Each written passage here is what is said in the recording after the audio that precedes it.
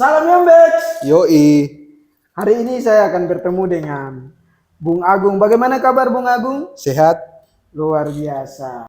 Iya, selamat malam untuk kita semua. Hari ini kita akan bahas terkait dengan batik. Nah, di mana yang lagi viral dengan batik. Untuk itu saya berhadapan langsung dengan Bung Agung. Ya, Bagaimana kita bicara terkait dengan batik. Oke, Kak Agung, ini menurut masyarakat umum ya. iya. Kita tahu itu batik itu sangat kasana masyarakat Indonesia. Tapi ada banyak hal yang terjadi terkait dengan batik. Nah, mungkin menurut Bung Agung seperti apa untuk batik di Indonesia? Oke. Pertamanya kan yang batik itu kalau seingat saya yang pernah kami pelajari dulu itu dia diambil dari bahasa Jawa, diambil dari kata ambat titik. Jadi banyak titik-titik yang dihubung-hubungkan gitu. Mungkin Iya. seperti itu sederhana penjelasannya, sehingga banyak motif. Karena banyak motifnya itu jadi unik dan setiap motif itu banyak warna. Nah, permasalahannya yang ada sekarang adalah produksi massalnya. Karena terutama dari sisi pewarnaan. Itu yang sekarang ini yang paling populer itu pewarnaannya yang jadi masalah. Yang jadi masalah Iya. ya. Iya Kak Agung, kalau kita lihat dari Sabang sampai Merauke ya, Iya. ini semua daerah itu pasti punya batik. Seperti batik Papua, batik Kalimantan, ya toh. Nah, ini yang kemarin-kemarin itu ada peresmian terkait dengan Istana Batik. Ini keren ini. Tapi ada masalah yang terjadi Kak Agung. Kalau Tong mau lihat ke depan itu ya, secara ilmiah. Iya. Nah, ini masalah limbah Kak Agung. Nah, Kak Agung sebagai orang kimia, menurut Kak Agung seperti apa? Oke. Jadi kami itu selalu bagaimana kakaknya? Dituntut untuk menemukan solusi dari atau paling tidak kalau toh belum ketemu solusi, rambu-rambu menuju ke solusi tentang pencemaran limbah akibat dari produksi massal batik ini kan. Oke. Nah, itu contohnya begini, kalau di bidang kemahasiswaan pernah ada suatu seperti diskusi, mereka bikin filter. Nah, ketika filter ini saya tanyakan, jadi kalau itu filter habis masanya, seperti apa?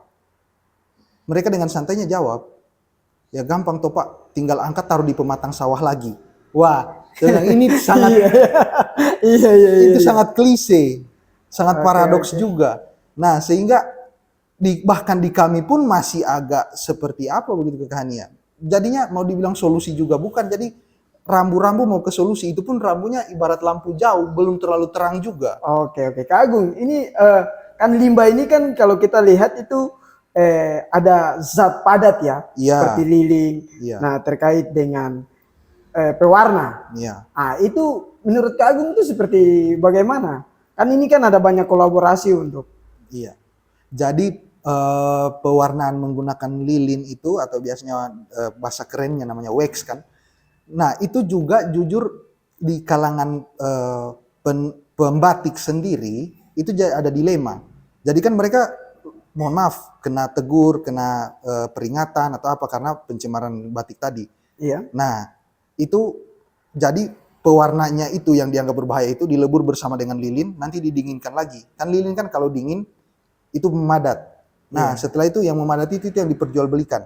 Itu yang dipakai untuk mengukir pola-polanya dan mewarnai pola-polanya. Nah, mereka beli itu lebih murah, pewarna sintetik itu lebih murah. Sementara pewarna alam yang disediakan dan digaung-gaungkan sebagai go green itu tidak stabil dan gampang pudar kekahani. Oke. Nah, itu sehingga kalau mau dibilang ini panjang sekali masalahnya. Jadi jangankan dari kami ya, dari yang produsen batik pun itu sebenarnya ada dilema terkait sisi lingkungan iya, ini. iya, iya. Kalau misal berbicara limbahnya, Oke, Kak Agung ini ada satu kasus ya, satu kasus iya, kalau kita lihat di Jawa Tengah. Nah, Jawa Tengah itu Kabupaten Pekalongan. Nah, itu di Desa Wonosono, itu mereka masyarakat itu pembatik semua. Iya. Nah, yang tadi Kak Agung jelaskan itu memang terjadi di masyarakat Wonosono. Nah, kalau menurut Kak Agung secara kimia, apa yang harus kita lakukan, lalu apa yang jangan kita lakukan seperti itu? Nah, untuk apa yang kita harus lakukan dan jangan kita lakukan, itu saya rasa pertama, untuk yang kita lakukan itu pertama mungkin edukasi Oke. tentang bahayanya. Cuma dan ini memang harus peran media. Karena memang kalau kami yang ngomong, ya Kak Hani tahu sendiri lah bahasa yang seperti apa yang akan muncul kan. Oke. Dan itu saya jamin 95% tidak menarik Benar, benar. untuk disimak atau didengar.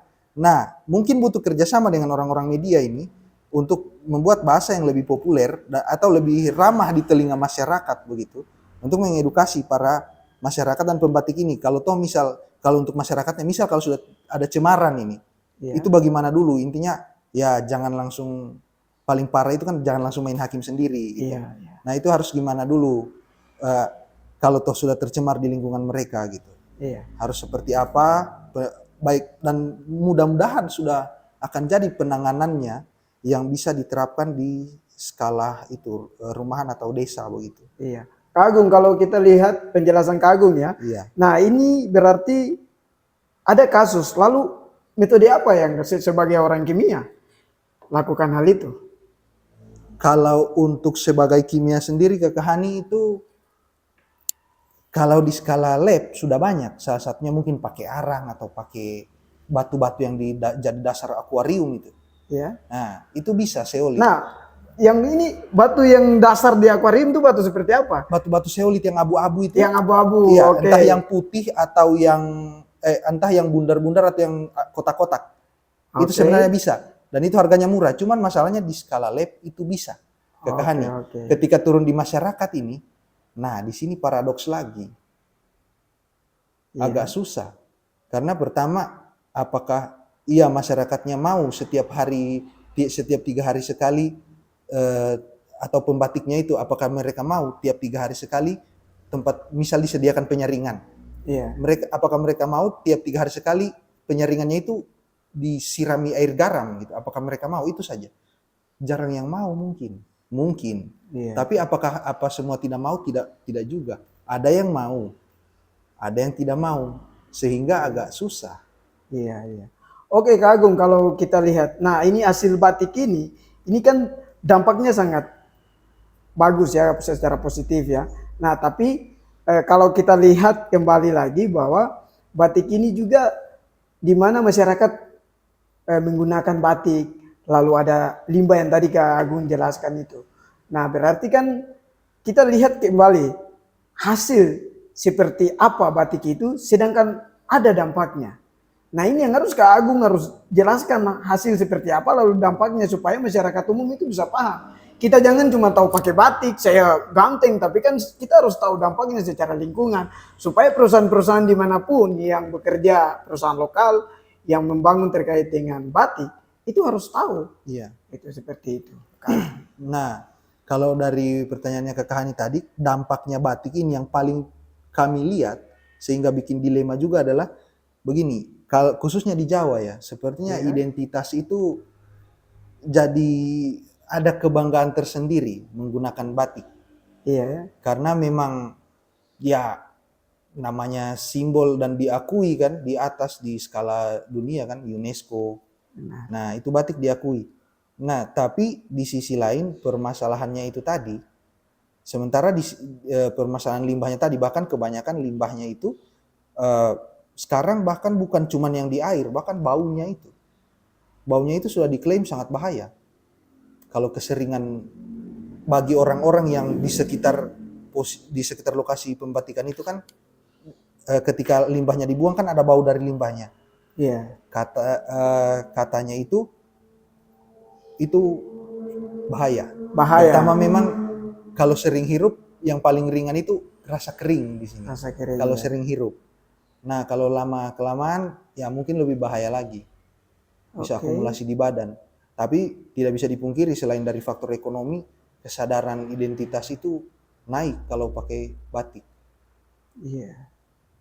Padahal kan ini kita sudah lihat ini batik sangat berpengaruh, Iya, tapi masalahnya seperti itu ya. iya, Nah ini yang memang Kak Agung sudah sampaikan biar masyarakat juga paham bahwa iya, di mana-mana ketika kita membatik itu iya, harus perlu perhatikan lingkungan juga iya. karena itu satu hal yang memang harus diperhatikan.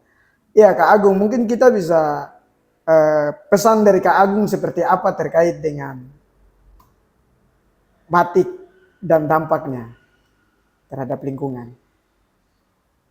Oke, kalau pesan dari saya sebenarnya eh, saya juga ikut senang karena semua motif muncul dari semua daerah Iya. dan semua kemungkinan besar semua motif itu juga ketika muncul di atas itu kan bisa jadi secara psikis itu mewakili perasaan orang-orang yang diwakili oleh simbol itu. Misal dari Kakak Hani dorang batik Papua begitu kan? Iya, batik Papua. Berarti mewakili perasaan dan kondisi yang kondisi alam Papua yang diwakilkan oleh batik itu, corak-coraknya itu. Tapi untuk kedepannya begini, bukan kami menekan yang untuk pembatik ya. Kami pun jujur saya sedang mencari.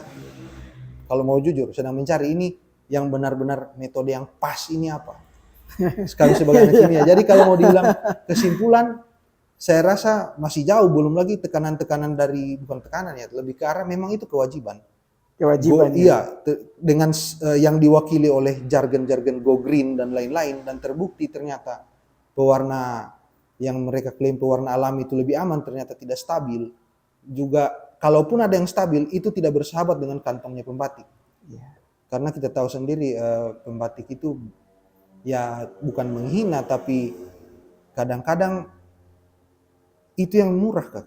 Paling terjangkau harganya. Oke. Daripada beli yang organik, belum tentu kualitasnya sebagus yang sintetik kan pewarnaannya. Iya, iya, iya. Jadi ini masalah bersahabat dengan kantong juga. Masalah bersahabat dengan Iya, kantong ya. Oke. Ya, Kak Agung, terima kasih. Saya pikir penjelasan Kak Agung itu sangat bermanfaat agar masyarakat Indonesia juga bisa paham terkait dengan kita membatik, tetapi kita juga harus melihat lingkungan setempat. iya. Yombex, Yoi bos. dengan kata Yombex berarti berakhirlah pertemuan kita berdua di malam hari ini. Terima kasih. Sampai jumpa.